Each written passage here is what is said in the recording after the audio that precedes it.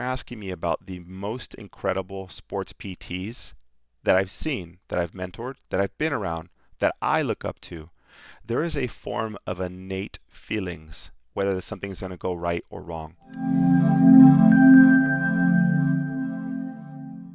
Hi, everyone. Welcome back to the podcast. I have a special guest with me. If he misbehaves, we'll see how this goes. Hi, everyone. Welcome back to the podcast. Welcome any new listeners, and welcome back to continued followers. I appreciate your support. I have my special guest, Mr. Jacob James here, and he's got a new hairdo. His mom gave him a new hairdo today. So if you watch any of this on my YouTube channel, you can see his awesome new hairdo. What is better with me in life? A lot of good things over the last week. A lot of deep talks with my wife about the future, about our kids, about ourselves, and just all good things about self-development, self-growth. I had, you might hear him in the background. I have had some great conversations. I had some interviews this week with PTs for sports performance, and the topic of today is about what incredible sports PTs do and why they're successful, and some of the best I've ever seen. And this topic today was an interview question that the actual interviewee posed to me, and I really appreciated it because it requires that I'm constantly reflecting on what I define as the highest standards for myself and for anybody that is on the team, and what I look for in mentoring other therapists. So aside from all the good things in my life, my kids are doing great. I always like to share. Jacob is now heavier than ever and has a new mohawk, which I'm excited about. Zach and Alex are doing great things. Alex is in gymnastics, so we're really excited to see her talent and see where she goes with the sport that she loves currently. So that's exciting. All right, nonetheless, let's go on to the podcast. All right, so the best, most incredible sports PTs that I've ever worked with have had these four qualities, and they just do it very, very well and so seamlessly. And I have to share these with you. The interviewee this week asked me, what do you look for in physical therapists that you want to bring on to the team? And I know my answers, but then I have to reflect, and they're like, is that currently what I admire, what I search for? Because ultimately, when I have PTs that I mentor, I also want it to be a two-way street. I want that positive influence. I want positive people in my life that are going to exemplify these four qualities. So let me share. And if you don't have all of these, it doesn't mean that you can't develop them. I think sometimes you innately have some of these qualities, and it just takes the right environment, the right people to help bring them out or heighten them, or just really bring it to your awareness that they're that important. So the first one comes from actually a discussion that I had with Cha. If you guys haven't met Cha at Sports Performance and our media, incredible human being. And I was talking to her about what is it that certain sessions with certain clients, why are they so much better? And she said, you have this innate ability to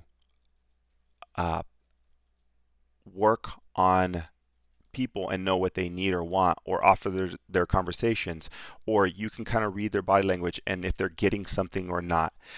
There is an innate ability that you navigate whatever it is that you're doing. And the people who have that innate ability to determine if something is going right or wrong, whether that's a relationship or the session that you're doing with your patients and clients, that is key and critical to your success. And now you might say, man, I've always struggled with that. I understand that, but what you need to do is put yourself in an environment where other people are very strong at that so you can improve that. Some people naturally have that, and others you can develop that. But I will say, if you're asking me about the most incredible sports PTs that I've seen, that I've mentored, that I've been around, that I look up to, there is a form of innate feelings, whether something's going to go right or wrong. The discussion I had with Cha was that Um, how do you know the decision that you're making is going to be right? And you can't forecast that it's going to be 100% correct. However, you can feel strong and confident that you're going to have more of a positive outcome than not. And I think that innately, the people who take those risks and saying, you know what, I'm going to mobilize this, or I'm going to push you a little bit more on your ACL progression or your ankle rehab instead of week 4, I'm going to push you at week 3. That's not just soft tissue healing guidelines. That's an innate ability to read this person's physiological healing, their personality type, their body language, their neuromuscular control, and say, your package is a little different than the person I just saw last week. So because of that, I'm going to advance you. That there's something innate about that. And that ability for some comes with who you are. Others, it's really just something that you need to develop. And why? Why is that so important? Because not every case, even to this day, I'm 13 years out of PT school, and I've been doing this for a while, and I'm still seeing cases that I've never seen before. But what I'm doing is I'm using whatever has happened before to help me create this odds game. And it is not a scientific component, so it's really hard with new grads or somebody just starting out in the profession. It is tough, but you have to trust that your innate feelings are going to point you in that right direction. Sometimes they won't, but you have to put yourself in an environment where you're not going to be reprimanded for using some of that basic intuition. It's very, very important. Our profession is as much a science as it is, an art. And some of that art is really determining, your intuition, utilizing that to the best of your ability. Like, you're born with it, use it, especially if you've done pretty well in life with that. So good for you. So, just this innate ability to trust your intuition, number one. And I think that this comes out more so in the heavy sports world, where maybe you're doing acute injury management and you're like, how did you know that that was not fractured? How did you make that decision to spine board him earlier? I wouldn't have done that. All those things, when you are life or death, or you can risk a fracture, or your heavier risk assessment, that's where it really comes out. So it's always amazing to hang out and learn from athletic trainers because of that. Or in a residency, or working with dual credentialed individuals, or somebody who's had exposure to that acute care management. That's where that innate ability and that intuition, and it carries over into post-operative rehab, into management, into managing people and who they are. So number one, the one thing that incredible sports PTs, some of the best I've ever seen, have is that innate ability to apply previous information to new. So that's number one.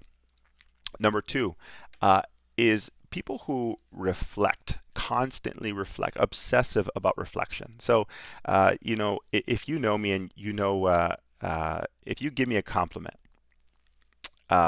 very, very rare will somebody say, hey, they insert compliment. Will I say, thank you, I appreciate that? My first response is like, what about what I just did made you compliment me? And the reason I do that is because I want to learn from that, and I want to apply that to something else. It's not that I'm not grateful. I love that. But however, your ability to reflect, so that way you can improve what it is that you're doing that's making people compliment you, is something that you need to do. Most people are cheering about what they just got, and I think that's appropriate.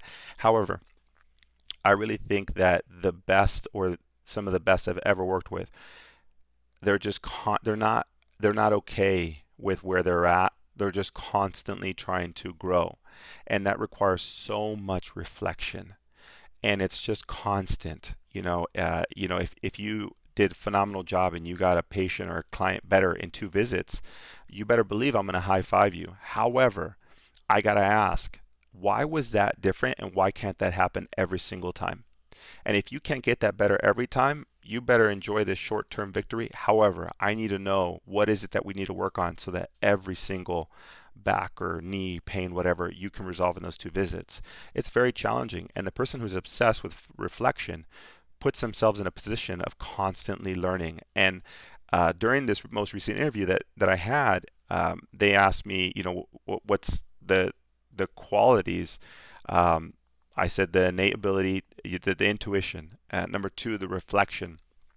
And that reflection that's 100% taught. Like you need, some people do it with the intuition, but you also need to see that it's normal to constantly challenge the norm on why it is that you're being successful. And if you just assume that you're successful because of your hard work, that will only take you so hard, because at some point the hard work will cap out or plateau, and it really becomes about you honing in on what it is that you do well.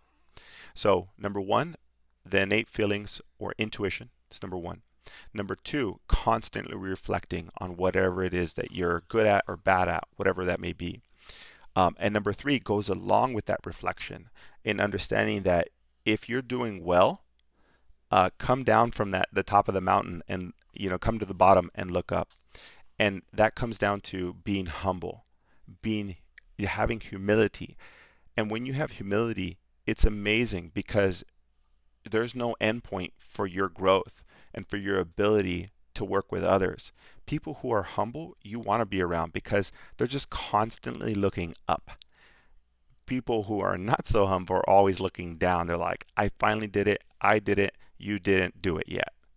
And people who are humble are always like, I'll help you get there. Let's get to the top of the mountain. But what they realize is the top of that mountain is just the bottom of the next.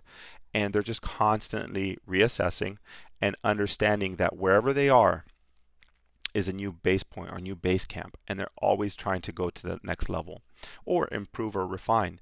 So humility is very, very important. I think that really good clinicians, if you're shaking your head, you're like, actually some of my mentors have always been humble. Like I thought they were the best on the planet. Or let's talk about professors. It could be an undergrad, it can be in PT school, or if you're fresh out of PT school, think about that like awesome instructor or that professor who was just incredible at what they did, and they were as humble as can be. They thought they were just average, and they just loved their job that much. That humility is addicting because you constantly want to be around that. And so I think these qualities make you just a magnet for other people. They naturally gravitate towards that. So number one was the innate ability or intuition. Number two, constant reflection. Number three, humility. Be humble. I don't care if you are the best. You need to come down from that mountain or start looking at the next one, so that you understand you can be the best, but that's just a moment in time. There's always people underneath you, or there's another challenge right behind that. And the fourth thing that incredible sports PTs do very well is that they're just consistent. They're consistent. Yes, they have an innate ability to, solve problems or determine situations. Yes, they're, humble, and yes, they reflect, but they are just consistent. Like they do it day in and day out. There's not a lot of times that you see them like that they don't have highs and lows. They just are just super consistent. Yes, everyone has awesome days and everyone has like not so great days, but their days are just consistent across the board. They're amazing. They don't have a lot of highs and lows. And those people emotionally, they're just stable. They're professionally, they don't get a lot of they don't get very erratic with what's coming in or what's affecting them. They're just very consistent. And those individuals, because they're so consistent, has allowed them to just play this long game, and they're just solid. As long as they do their CEUs, as long as they're being mentored, as long as you're staying humble, as long as you have the innate ability, as long as you're constantly reflecting and you're doing it consistently, they're amazing. Truly amazing. Even with their skill set grows, the human portion of them will attract more people or more patients, more athletes towards them. And as a bonus, if you ask me give me one more, number 5 would be that they're coachable. They just want, like, they're a sponge. They never stop learning. I don't want to stop learning. I just want it all. I don't care if it's leadership. I don't care if it's an ankle mobilization. I don't care if it's coaching. I just constantly want to learn something new. For me, I'm reading different books at the moment. It's just whatever's the flavor of the month. And it's not that you have to listen or read books. It's just about constantly learning and then application of that, which is called growth. So somebody who is constantly doing that and seeking that out, and the ability to be coachable is somebody who is truly humble. they are ultimately in a position where they don't care about people's perception of them. They are always willing to be coached, no matter how good you are. Would I say I'm coachable? Absolutely. Why? Because I'm constantly trying to make myself better, I make myself better in the form of my family, in the form of my company. Everything is about getting better, and it's only the right thing to do for the people we serve, and they rely on you constantly doing that and being coachable, because you can be the best PT on the planet. However, if you're not coachable, you're going to cap at how well you actually get, because you're going to assume that you know everything and nobody can teach you anymore. And I hope you never get to that point. Most people listening to this podcast can truly understand that. And I hope that you see the world of your professional growth in that manner. So, number one, the innate ability to read situations and determine what's best. Number two, constantly reflecting. Number three, humility. Number four, be consistent. And if you want that bonus, you got to be coachable. The mentors I've had in my life, I had someone recently, Mr. Richard Quincy, who's a fantastic PTATC. He was my mentor at the United States Olympic Committee, and he taught me a lot about managing acute injuries, but more so being humble and coachable, and understanding that don't you dare think that because you do, one ankle assessment great, that the next one won't be that way. You have to be new at every single one. You got to approach it like it's a brand new case, and that athlete deserves that. And it really made me reflect. Every person I see is a brand new one. Like, don't treat it like I've ever seen it. It's just, what can I do better than I didn't do on the last one? So I appreciate him for that, and he kept me humble, and he kept me hungry. And consistently, John DeWitt, if you haven't heard me talk about this legend at The Ohio State University, he was just consistent day in, day out, and I appreciated every component of that, just constantly. And the innate portion comes from who you are and what you do. But I hope that you're honing in on those. If you want to be the absolute best, and you want to be in pro sports, or you just want to work in a great industry or for a company that really appreciates who you are, having these skill sets puts you in a platform to be appreciated and recognized. And I think that's ultimately what we want. We just all want to be fulfilled in what we do. And when you have these skill sets and you're applying them consistently, the people around you notice that, and like they're a magnet to you. You're like, man, you're just like constant. You're like good at what you do. You listen. You're always eager to learn. You don't have too much pride. You're just great at reading situations, and you just don't fail. Like, you're just constant. Even if you're not great one day, like, you're on it the next day. And that's my advice to those who are trying to seek out to be the best, whatever that means to you. So from the lessons learned and constant reflections of my most recent interview, which I appreciate, it makes me reflect constantly. So these podcasts are just that for me. So I hope that helps in your professional career, and helps you take yourself to that next level. All right. Well, on behalf of my son, Mr. Jacob over here, and he did great during this podcast. I hope you guys are staying healthy and safe, and I will see you guys on the next episode. Take care.